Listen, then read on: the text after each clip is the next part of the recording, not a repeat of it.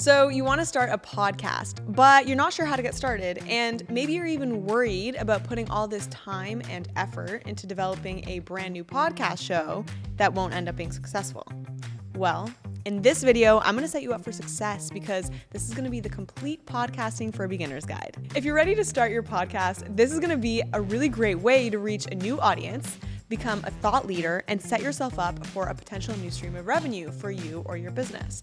So for all my motivated, business savvy people, let's just get right into it.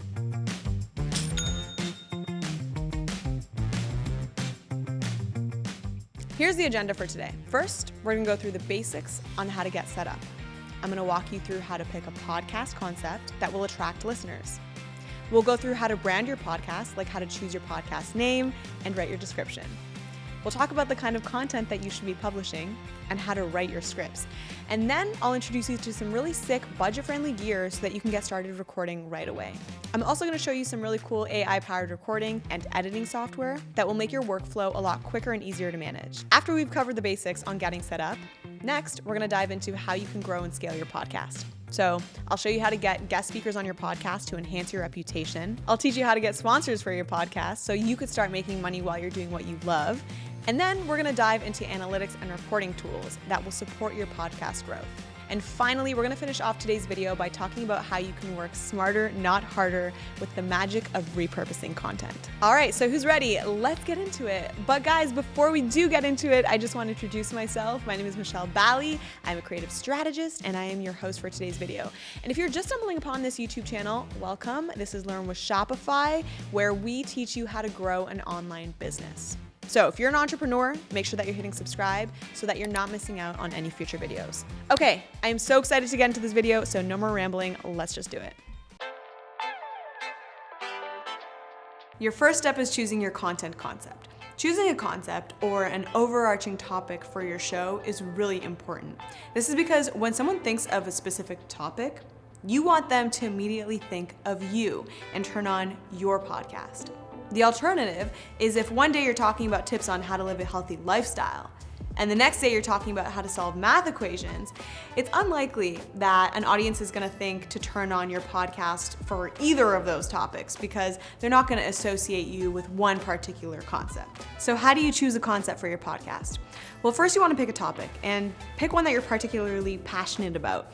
Passion is so important because it's gonna safeguard you from burning out, and not only that, your audience will definitely be able to feel from you your enthusiasm and whether you are genuinely passionate. And at this stage, you wanna pick a broad topic. So that could be anything from finance to beauty. For this example, let's use rock climbing because I've been really into it lately. Throughout this video, I recommend that you do put your ideas down on paper. So if you wanna follow along with me, download the podcast launch strategy worksheet that I made for you guys. It's gonna be in the description box, and by the end of this video, you're gonna have a comprehensive plan to start your podcast. So the next step is gonna be the most crucial step in planning your podcast because it acts as the foundation of everything that you will do going forward. Your next step is to write your guiding statement. To write your guiding concept statement, you must fill in the blanks of this sentence. My blank podcast blank blank by blank. Right over here. I'll explain. So the noun would be the overarching category that your podcast is about. So in my case, I would write outdoor rock climbing. The verb is the format in which you're delivering your podcast. You might be educating, entertaining, or inspiring your audience. In this case, I would put inspires. The next fill in the blank is identifying your audience persona. You're gonna commit to who you envision your audience to be and who you're gonna aim to appeal to. You really do wanna put thought into this. So ask yourself, who is gonna directly benefit from my podcast? What kind of people will relate to who I am as a person? And what do I have to offer? So for me, my persona is gonna be US-based, female and male novices. This is just a snapshot of your audience persona. You can go into so much more detail, like what they value, what their fears are, what kind of brands they shop with, but that would be a really long sentence if we cram that all in here. So if you do wanna know more about how to determine your buyer persona, we actually have an episode from our free Shopify course called First Date to First Sale. And to access this lesson, you can find the sign up link in the description box below. The final blank that we have to fill in is the mission statement. This is your value prop. This is what you promise to bring to the table with every episode that you record. So I want to inspire these rock climbers, but what am I inspiring them towards and how am I going to do it? So here I'm going to write, to grow as a rock climber by documenting and narrating my own journey as a rock climber. All right, so now let's put all of that together. My outdoor climbing podcast inspires US-based female and males to grow as rock climbers by documenting and narrating my own experiences as a rock climber. Notice how clear the statement is. If I had said something like, my podcast inspires and educates rock climbers and boulders and swimmers by conducting interviews and doing how-to content, like it would be really hard to get a clear picture of exactly what I do and what kind of strategies I would use going forward. So some other examples of clear statements could be, my bedtime podcast calms overthinkers all over the world by narrating mundane and relaxing stories. This is fun, so let's do another one. My cooking podcast educates female food lovers over the age of 50 who are living with arthritis by sharing exciting, accessible tools and recipes. You'll know you have a good guiding concept statement if it does all of these things. So ask yourself, do I have a unique angle that hasn't been covered extensively before? Is my value proposition clear enough that listeners will know what they can expect to gain from listening to my show? Do I deeply understand my target audience? And are they one that will be loyal over a long period of time? Does this podcast allow for me to create endless amounts of content rather than running out of topics after a few episodes?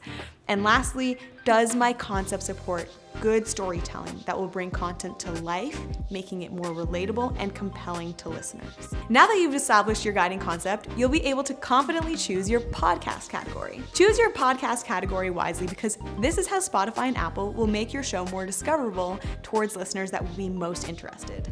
Luckily, you can choose the main topic and some subcategories if your content can fall into many buckets.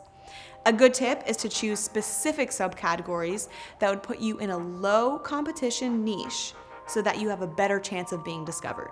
If you guys are finding this video helpful so far, make sure that you're hitting the like button. It is a small thing that you can do to help me and this channel out. And guys, don't forget to subscribe to get more knowledge just like this on how to grow a digital forward business. Now it is time to get creative and develop our podcast brand. And we're gonna start with a name. Choosing the right name is really important because listeners should be able to get what you're about in under 2 seconds. So choosing a name that is catchy, memorable, and descriptive is definitely gonna be your best bet. Now, if you are stuck and you can't decide, we have created a free brand essentials worksheet that is part of our free online course called First Day to First Sale that I was talking about. So if you're interested, the link will be available in the description box below. Otherwise, you can also check out a free online tool called Copy AI.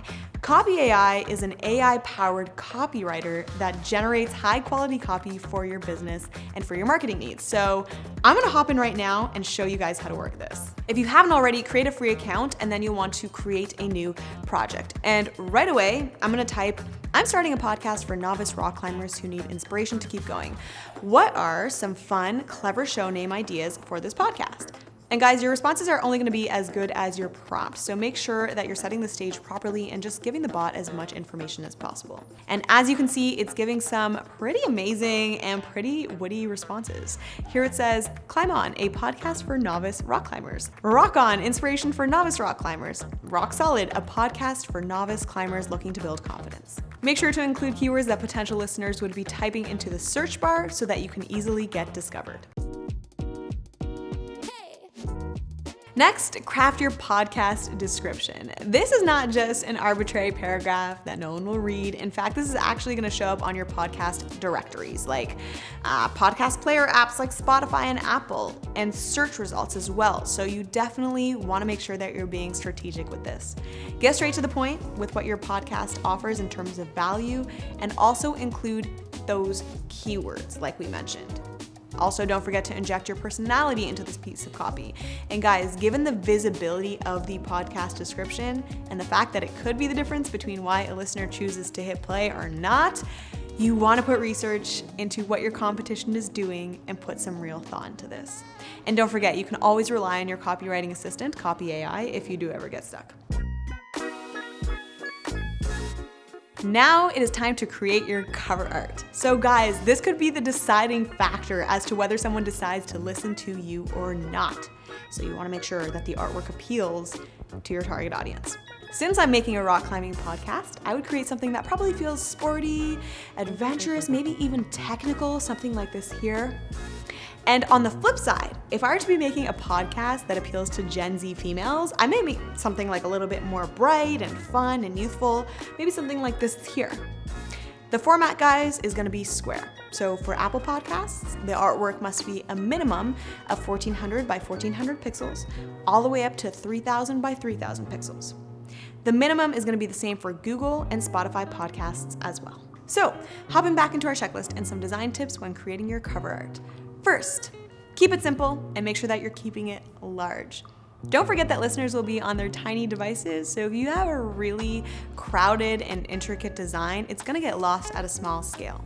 Your text and images should be readable and recognizable on small devices, and you should only include 5 words or less. Communicate the value with your cover art. So if the point of your podcast is to get people to fall asleep faster with your bedtime stories, then maybe including a drawing of someone sleeping in bed underneath a moon would be cool. I don't know. But in my case, I'm gonna have a plain background with my title in big, bold letters saying rock on, and I'm also gonna include a graphic of a rock climber. Now, obviously not everyone who wants to start a podcast is gonna have graphic design skills, so no worries, there are AI tools that can help you with this. So, check out DALL-E. So DALL-E is incredible because you can type in what kind of artwork you're looking for and it will make a brand new design for you for commercial use, just like this here. Also check out Canva. This is a free online graphic design tool for anyone that has a bit of graphic design skills and wants to, take some control over the exact look and feel of their cover art. So this is also an amazing tool. Welcome to the studio. This is a little behind the scenes of where we film our content, and we're just gonna hop right into the equipment that you're gonna need. So, choosing the right mic. Choosing the right mic for your podcast will be a determining factor as to how good your sound quality is. Because guys, 73% of people who listen to podcasts are using their smartphones, and a big chunk of those people are tuning in with their earbuds. So if you have a mic that's scratchy and noisy or even like a little echoey, it's gonna make it really hard to hear, and this is gonna make people drop off and affect your retention rate. Also, poor sound quality can be hard on the ears, so there are definitely different types of mics that you should be looking into and their pros and cons. So here's the list. All right, USB microphones. So the pros here are that USB microphones are convenient and they're easy to set up since they connect directly to your computer. They often come with a built-in headphone jack for monitoring, and they are generally affordable and beginner friendly. The cons are that they may not offer the same level of audio quality and versatility as an XLR mic, which we will talk about in a sec, but as well, they can also be limiting in terms of adjustability, and they may not be suitable for more advanced recording setups. If you are set on getting a USB mic, I have done a little bit of reading and found that the Blue Snowball Ice mic is a simple, cost-effective option, but do keep in mind that it may not offer the same audio quality as some of the more high-end options. The next type of mic that we have is the dynamic mic. So here are the pros of a dynamic mic. First of all, they're gonna be super durable and they're also gonna be less sensitive to background noise. So if you're recording from your house and you don't have access to a completely quiet space, this could be a really good option for you. Now the cons, guys. They may not capture as much detail. So that means that you may have to toy around with the gain or the amplification, which can introduce some of that noise. So in terms of options, Shure SM58 is a popular choice amongst podcasters as well as musicians and broadcasters because it has really great performance and reliability. And depending on how much you're willing to spend, this is, a little bit on the higher end of those entry-level microphones, but not totally unaffordable when it comes to comparing them to studio grade mics. Then we have condenser mics. Okay, that's this one here in the back.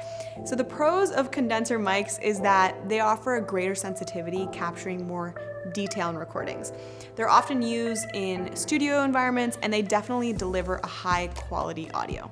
Now the cons, guys. So condenser mics are definitely more sensitive to sound, and so they can pick up some background noise. And also, they usually require phantom power, okay? So phantom power would be via an audio interface or a mixer, so that's a totally separate piece of equipment that you would need to purchase, as well as a cloud lifter. This mic will not work without both of those things. You would need that or batteries to operate it, which of course, guys, will add to the cost of the setup and the complexity. If you're looking for a condenser mic, the Audio-Technica AT2020 is also a best-selling, very popular mic for its audio quality and versatility. Plus, the price is relatively affordable as far as these mics go, but like I did say, the mic does require some phantom power and a cloud lifter, so that is, an extra piece that you would have to get if you are looking for a condenser mic. And the last option is our lavalier or clip-on mic. So the pros here is that lavalier mics are gonna be small. They're gonna be clip-on mics that are suitable for recording interviews on the go. Now the cons are that lavalier mics may not provide the same level of audio quality like these larger mics that we have been talking about. And they are typically omnidirectional, which means that they may capture a lot of that ambient noise around you. So that's definitely a con there. But if you are on the go and you're looking for a lavalier mic, then definitely check out the Rode Smart Lav Plus. It's gonna offer very clear and crisp audio quality, and it's made by a reputable brand, which is always nice. This guy's gonna plug into your smartphone and tablet, so that's awesome, but I just wanna bring it to your attention that it may not be compatible with all recording devices, so just make sure that before you make that purchase, that you're checking its compatibility. All right, moving on to interfaces. So an interface is a piece of hardware that allows you to connect your computer to your professional mics. So if you're using a USB mic, you actually are not gonna need this piece of equipment, but if you do need it though, I know it is one extra piece of hardware that you need to buy, but the good news is that it's gonna give you really good sound quality. So definitely make sure that you're checking out the Rode Caster line of products. They are best-selling audio interfaces. They offer really nice sound quality, ease of use, and they are a popular choice amongst podcasters and content creators because they're really reliable and they are coming in at an affordable price point.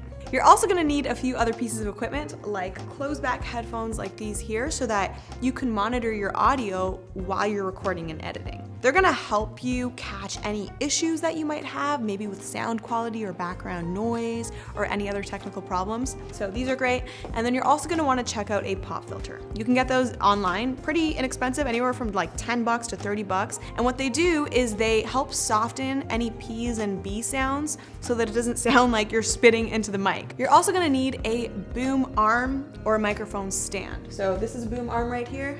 This is a microphone stand right here. And that's gonna hold your mic in place at the right height and the right angle. Because guys, if you're already investing in a good mic, you're just gonna wanna make that tiny little extra investment with a good stand to support that amazing mic that you've just gotten. Now that we have all the gear out of the way, you're gonna need some software to edit your podcast. I myself have tried Audacity. It is one of my favorites. I love it, but I've also heard really good things about Cakewalk. If you have some coin to spend, then Adobe Audition is not a bad option, as well as Logic Pro and Pro Tools. Now, if you're looking for AI tools to help you streamline your processes, I think your mind's in the right place. So here are some popular AI tools. Descript offers automatic transcription of your podcast recordings, allowing you to edit the audio by editing the text. It lets you cut out sections and even remove filler words like or So these nuggets are made from chicken. Auphonic is an online audio processing platform that utilizes AI algorithms to automatically clean up and enhance your podcast audio level adjustments and even remove any of that background noise. If you're doing remote interviews where you may not have control over your interviewee's setup, then check out Squadcast. It is a remote podcast recording platform that integrates AI-based audio post-processing. So basically what it does is it automatically enhances the audio quality of each participant's local recording, and that's gonna reduce background noise as well as echo. One more thing that I will mention is that when it comes to recording your podcast, the space that you choose is gonna have a significant impact on the audio quality. So try to find an environment that is as quiet as possible. Of course, you always wanna get away from the sounds of like pets and people and slamming doors and ringing phones, right? But there's also gonna be some more of those subtle noises that you may not even think of, and those are gonna make their way into your audio recording. So maybe you wanna be cognizant of footsteps, or a fridge, or the hum of your AC, or even street noise, for example. So keep those in mind. A great place to record your podcast, even though this is gonna sound like a little weird, is your closet. I know I definitely can't fit in my closet. So if that's the case for you, try using some blankets on the inside of your walls just to drown out some of that sound. The more that you can reduce reflections, the less echoey your sound will be. So for example, an empty room with hardwood floor is gonna have a lot more of that roomy sound, whereas a carpeted closet with a lot of soft hanging clothes around you, that's probably gonna give you the acoustics that you're looking for. Okay, great, we're making some really good progress. Now that we have our setup down, this is gonna be the basic foundation and what makes your podcast good. But in order to make your podcast great, you really wanna think about how you are going to scale it strategically. So let's hop into some of these growth tactics. Getting notable speakers on your podcast is a great way to expand your audience and get people to take your podcast seriously. But how do you land recognizable guests? Getting guests on a podcast is pretty much like any professional networking. You want to build strong relationships with people in your industry by attending events, engaging with them on social media, and building those genuine connections. If you know someone that knows someone, you can also leverage existing contacts. So you can ask friends, colleagues, acquaintances if they can introduce you to potential guests, and sometimes a warm introduction really can make all the difference. A great place to start is with local guests because it might be more challenging to land high-profile guests. Initially starting with local experts and industry professionals is then going to be a great way to establish a track record of quality interviews and start building credibility. This can help you increase your chances of attracting bigger names down the line. And don't forget that building relationships and establishing credibility does take some time, so don't get discouraged if you do face some initial rejections. Just stay persistent and continue to improve your podcast quality and keep on reaching out to potential guests. Your chance will only increase as you continue to build your presence, so just keep at it. Have you ever been listening to a podcast and you hear, this podcast is sponsored by? That is because you're hearing a company that has just paid the podcast to advertise their products or services on their channel. Getting your podcast episode sponsored is a great way to monetize your show and potentially making podcasting a part-time or a full-time career for you. Once you're on a roll and you have a consistent listener base, you're going to want to consider these proactive ways to land sponsor deals. First, research potential sponsors. Identify companies or brands that align with your podcast theme and target audience. A great tip is to look for companies that have sponsored similar podcasts. Next, craft a sponsorship proposal. Developing a sponsorship proposal that outlines the benefits and value you can offer to potential sponsors is going to be key. Include information about your podcast target audience, listener demographics, download statistics, engagement metrics, and any unique selling points. Highlight how sponsoring your podcast can help achieve the sponsor's marketing objectives. And then you're going to want to send that proposal out. So contact potential sponsors via email, social media, or their sponsorship contact. Personalize your outreach and explain why you genuinely believe that their brand is a good fit for your podcast. Attach your sponsorship proposal and express your interest in exploring a partnership. As you gain sponsors, make sure that you're consistently tracking and reporting key metrics so that you can demonstrate the value that you bring. These metrics would be downloads, listener engagement, and conversion rates. This data allows you to negotiate better terms with future sponsors. And always make sure you are building strong relationships with your sponsors by delivering on your promises, providing excellent customer service, and delivering value beyond advertising spots. Long-term sponsor relationships can lead to recurring deals and referrals to other potential sponsors. If you're doing outreach and it's slow to start, also consider partnering with podcast advertising networks or agencies that connect podcasters with sponsors. Examples include Midroll, AdvertiseCast, or Podcorn.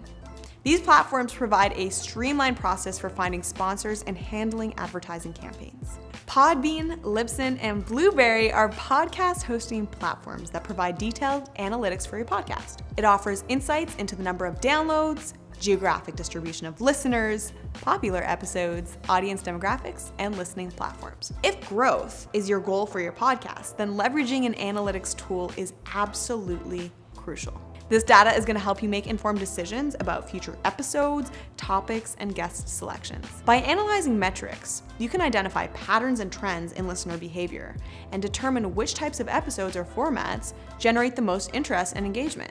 Analytics are going to be crucial to growing, not to mention analytics provide evidence of your podcast's value and reach. This information helps you justify advertising rates, negotiate deals, and track the success of monetization strategies.